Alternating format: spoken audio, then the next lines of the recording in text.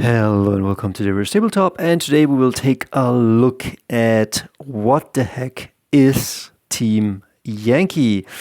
I think it's long overdue, but I took my time, and as you can see on the channel, I'm into very many systems, but sometimes last year I kind of fell in love with the idea of Team Yankee. And Team Yankee, I think it's an expansion or an add-on to Flames of War. What is Flames of War? It is a World War II game in 50mm, and as we read here, it is 1985, the year I was born, and the Cold War just turned hot. Team Yankee, a heavy combat team of M1 Abrams tanks and M113 armored personnel carriers, faces a Soviet invasion of West Germany. So, outnumbered and outgunned, Captain Sean Bannon and his men will have to fight hard, and they will have to fight smart. So, the Russians are coming. It's the 80s, and I think it's a classic setting. I'm a 90s kid, and I watched a lot of movies where the Russians were the bad guys. And I also, when I looked at it, I definitely fell in love with the Hind and how it looked. I built this today. I will review it in the next video, and paint it up, and then seeing a Hind fly, and also Metal Gear 1 when you fight against a liquid snake. I think it's very iconic. And I think, and that's, hear me out on this, like 2025, not much is iconic. Everything is rehashed because everybody plays it safe. So, as you know, I love to play bolt action. This one is a Hellcat from World War II, and it's a 28mm game. And a 28mm game or bigger is really a skirmisher. I mean, you can field large armies, many tanks, and it's amazing. It is. But it there was some scratch or itch or something, and so I thought maybe I have to go to 20mm. Or maybe I have to go to 50mm, where it's not just individual tanks, but where you have maybe tank companies, or you can field multiple vehicles or armor, or maybe where you can have like a couple of anti-aircraft guns, or maybe like you have, let's say, 10 tanks, and then you have aircrafts come on the table and strike something. Like, that looked pretty epic to me. I will review this also. This one is the Academia SU Fitter. But let's get into the book. So what is Team Yankee? It is a 50mm World War III game. And let's look into the book. Yeah, we'll do this. It's just, so as you can see, it's the Cold War, and the UdSSR is, they have the Iron Curtain, and man, do I love those Red Alert games. And I have to say, I was 5, and then the Berlin Wall fell, and I live somewhere here, it's called Baden-Württemberg. So, and I'm from Italy. So, and my grandfather was here when he was 18 during World War II, and he was captured in Yugoslavia, and then he returned at 19 or 20, and history felt real back then, and it does feel real today too. And I'm glad we don't have this anymore, or maybe it's coming back. Maybe it's the return of history, but Cold War. Or maybe it was not super cold, like there was war somewhere, but kind of this story also intrigues me very much. Like, I'm very much into Napoleonics, American War of Independence, maybe 30 Years' War, medieval war, and all of that stuff. And this period I didn't explore yet.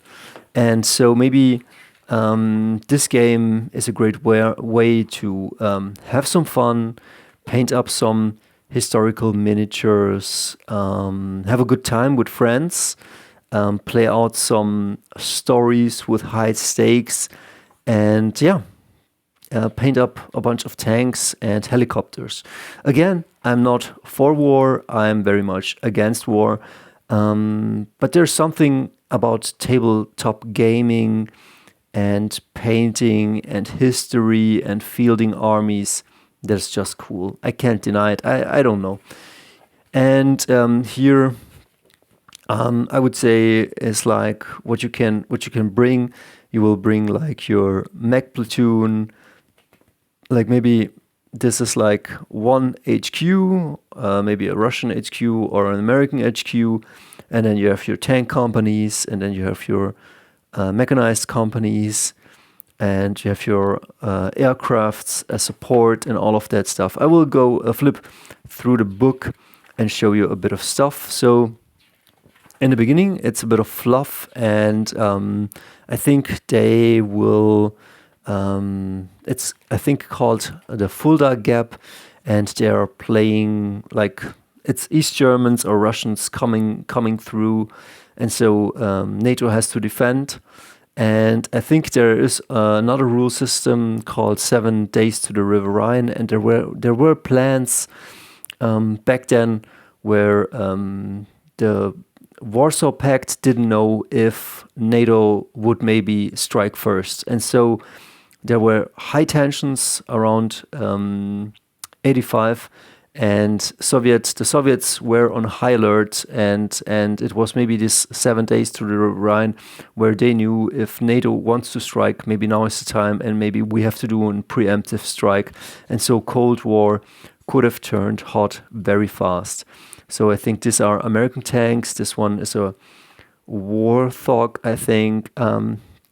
And here in this game, just to show you, like NATO has definitely elite units, have the better safes, armor safes. The Russians have the mass, so maybe the armor isn't that good, but you bring a lot of them and they can overwhelm the NATO powers. And you have helicopters, you have airplanes, you have tanks, you have mechanized infantry, and I think that's pretty cool. Another thing I have to say, I think the game is not that cheap. I was thinking, okay, maybe because things are smaller, maybe they are cheaper. But one of these Shilkas is like, I don't know, €8 or maybe a bit less. I got this from Svesta. And so, it costs. It's not super cheap, but it's kind of cool. And here you have the unit cards. Let me go in here. So they explain a bit the unit cards. So you will have your tank battalion, and then here you can see what they have, like front, side armor, top armor, courage, skill. I don't know. For different things, you will consult your data sheet and use, for example, the skill rating or the counter assault. And different factions have different skill ratings. Here you can see the gun. Then it has brutal. I think if brutal means that if they, well, we can read it here. Infantry and unarmored tanks reroll successful saves. And here you have it, like you have your front card. Then on the back, you can see how many points it costs to field 10 T-72s. And I think it will be played, most games, I would say, are played at 100 points. So, And then you get your special rules and keywords. And then you have your artillery pieces. And yeah, it's kind of cool. I don't know. I haven't played it yet. I just watched battle reports, and I wanted to play a test game with a friend, but we didn't play yet. And then here you can see some of the American forces is hit on a 4. Most Russians is hit on a 3. That means like if you're shooting at a T-72, it is hit on a 3+. But I think the further you're away or over half range, then you're only hitting it on 4. And if it's then in concealment, if I'm not mistaken, it's hidden on 5. And so like the Russians are maybe a bit slower or a bit clumsier, and NATO forces are a bit better. As you can see, aircraft saves usually are 5+ and 4+, and they have just 1 wound. So if you get through the airplane, then it dies. But an aircraft save of 3+ is pretty good, and a skill of 4. But yeah, don't get discouraged. Like I think, I don't know if the game is balanced, but who gives a crap? As long as it looks good and it plays good, and you're having fun with friends, and I'm sure you can figure things out, or maybe how do I say, make the game work for you. So the terrain is also pretty cool.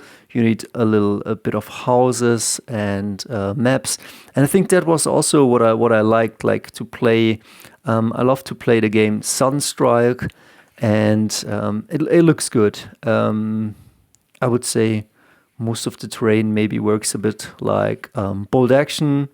And here you can see how the movement works. And yeah, I just wanted to give a quick introduction. There's a follow me rule.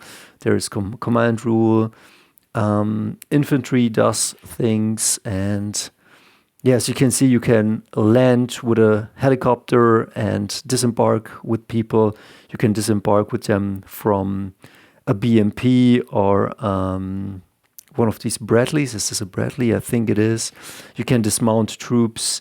And it is, and here shooting at airplanes. As you can see, this infantry can shoot at helicopters, but I think they cannot shoot at strike aircraft, and Shilka can strike at both, and yeah, so forth. So this rulebook I got also for like roughly $10 off eBay. It is the A5 version, and the one that comes with a starter, and then it talks, as you can see, concealment, not concealed, line of sight, the usual stuff. But what intrigued me was, and as you can see, this aircraft, I think this one is a Cobra. This one can be sneaky. Other aircrafts like the Hind are not so subtle, and yeah. Again, I don't know if the game is good. I will try it soon. I started buying minis and painting them up just because, I don't know, that's how I get into games. I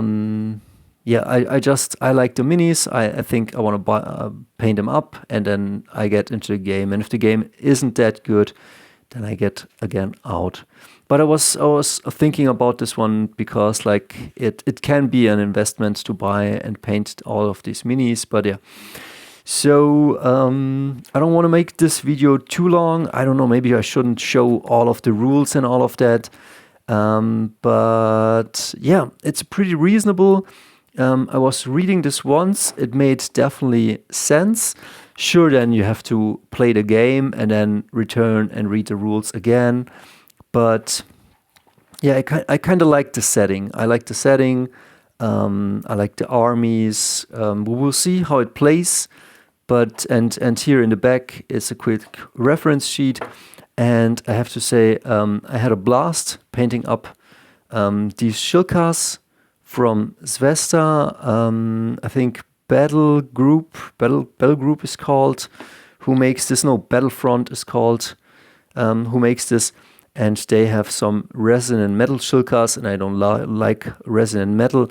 So I started on the cheap, and I bought some Svesta minis as test miniatures. And once I liked the test miniatures, like this one is a bit rough. I should redo this one. I was putting on a bit more, it is a bit ugly, but the Svesta model is pretty cool, and it's pretty cool. Yeah, that's for now. I will do another video, and we'll see us probably maybe playing a test game soon. So see us.